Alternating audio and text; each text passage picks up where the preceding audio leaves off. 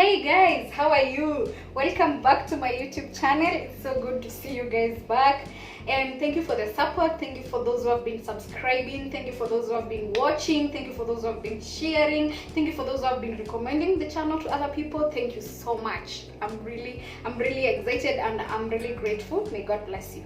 So I am back with another cooking video, and today we are making mahamri. Yes, we're making mahamri, and I'm going to make the video as simple as possible and as short as it can possibly be.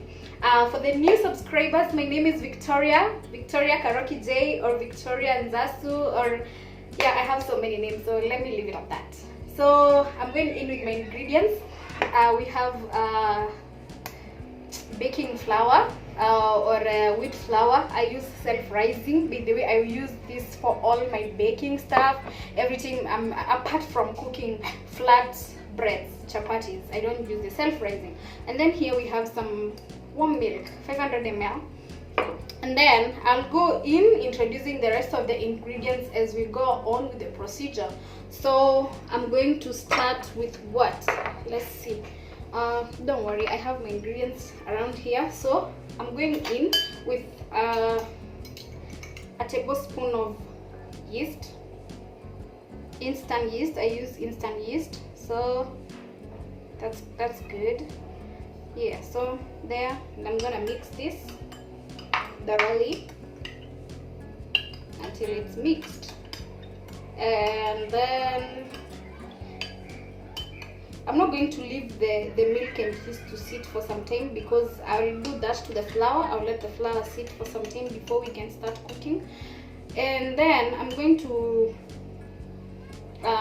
pour this in here.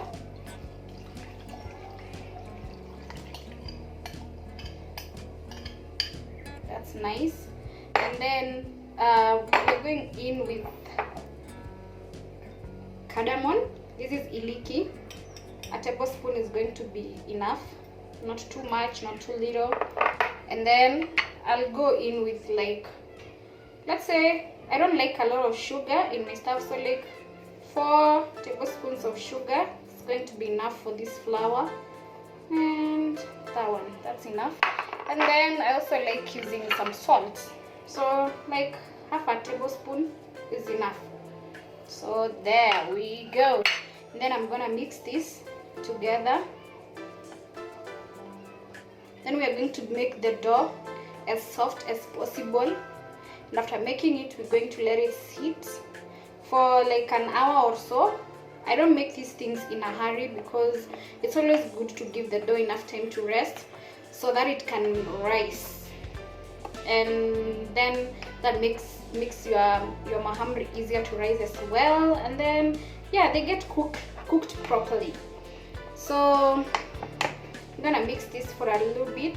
Forgive me for using a spoon. I do not intend to mix using a spoon, but since I've started, let me just go through with it. And then I'm going in with my hands. Yeah, we're going to the messier stage.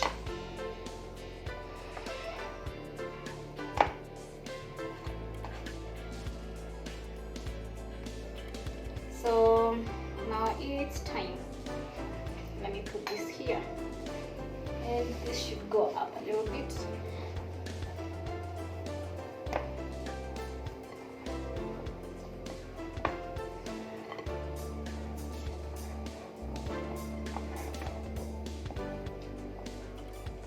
So you want to make the flour and make sure that it's soft, not too, what am I gonna say, not too thick. Yeah, that's the word. Not too thick and not too runny either. And then after our flour is like totally good, we will let it sit.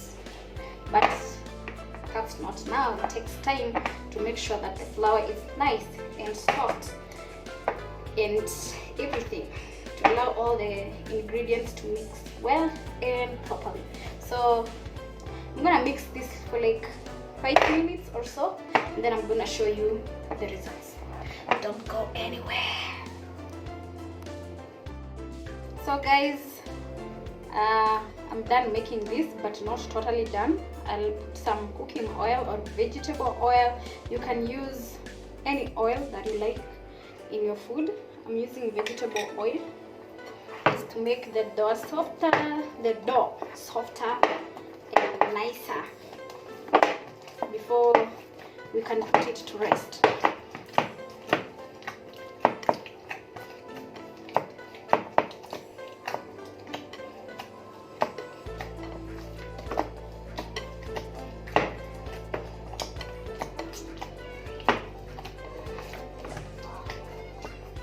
So you can go in with this for like, let's say 5 minutes, or until you feel that you're totally satisfied with how your dough looks.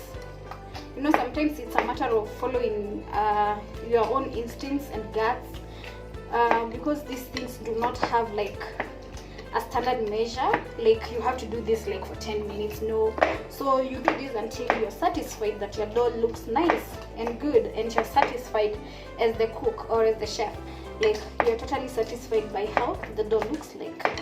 Then you can let it sit. Some people don't even let it sit, but we are going to let it sit for like 30 minutes to 1 hour. So my dough looks nice, like the way it looks awesome. See that? It's nice. I love it. See? Looks good. Yeah, so we're going to put it back to the bowl, then cover it, and then let it sit for like 30 minutes, and then we'll be back so that we can cook. Okay, so see you guys. So welcome back, guys. Our dough has rested enough, I think.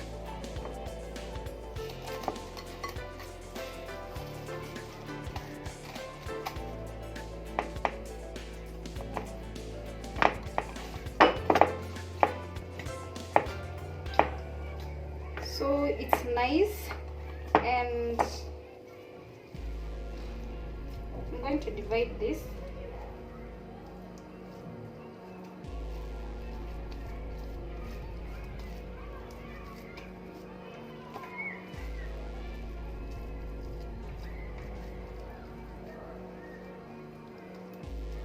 So we'll start preparing this one.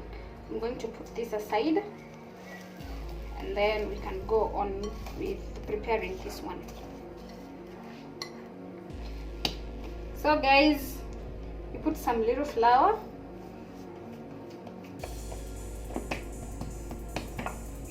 then you use the rolling pin.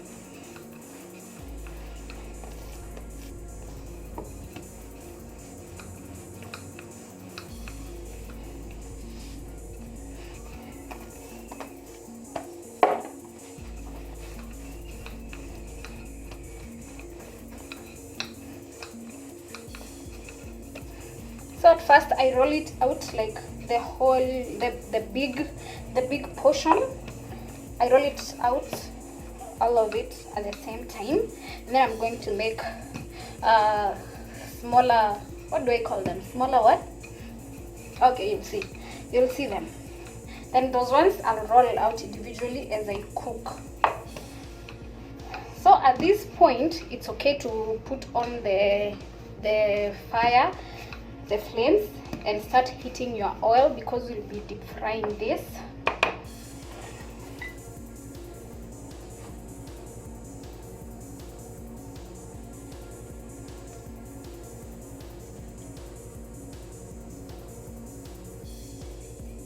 So I apply some little oil on top here, and then I'll be making something that I'm going to show you what you're going to do with it.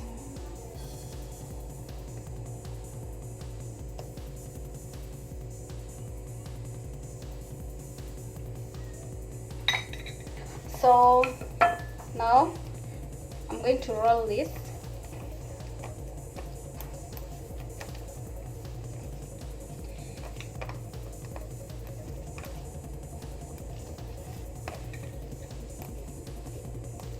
And voila. Then Then from there, I'm going to divide this into small pieces that I'm going to show you in a bit. Don't go. So guys, so after rolling this big one out, I cut small circles or small circular shapes. I don't know. Then you make it roundish, put it aside. Then also when you're making the mahamri, you can make any size that you want. You can make them big, small, or medium, according to your own preferences. So again, there is no a set standard like this is the size, no. So you can do any size, as well as the amount of ingredients that I used. By the way, I really don't like a lot of sugar, so I make sure that I don't make my pastries too much sugar. So if you have a sweet tooth, you can put more sugar, no problem. You can also alternate to make sure that you incorporate all the ingredients that you want in your pastry. But for me, the ones that I showed you, they're my favorites, and that's how I make them most of the time. So we are done. Now I'm going to show you guys how I'm going to be rolling these out and now making the mahamri shapes. Give me 1 second, I'll be back. So guys, now after making these small balls, do again with some flour. Then we're going to roll this out to a circular shape, or a shape that's closer to circular. Sometimes you don't end up getting a perfect circle, but then it's okay.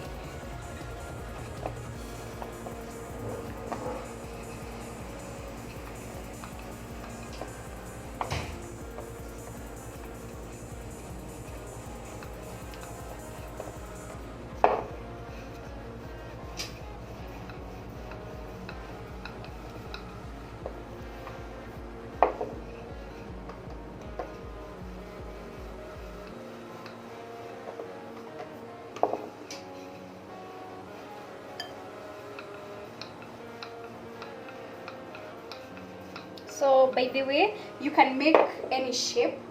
The mahamri can be any shape. They can be triangle or triangular.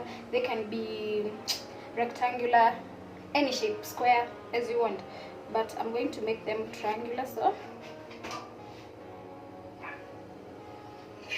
So that's how you divide them, and you see we have. So we're going to have many of these that we're going to be deep frying. So I'll continue rolling out the rest of the circles, and then when I'm done, we're going to start frying them. See you in a bit. Mahamri smells so nice. I love.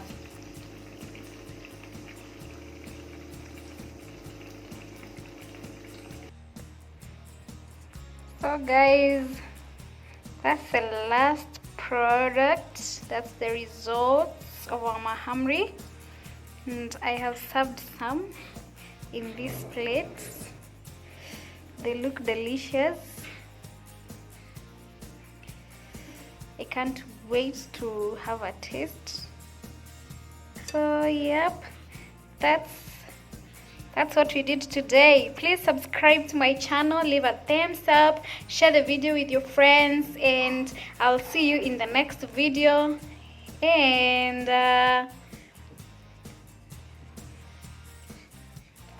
my son wants to say something, so go ahead. It's tasty. Thank you, baby. Keep cooking it.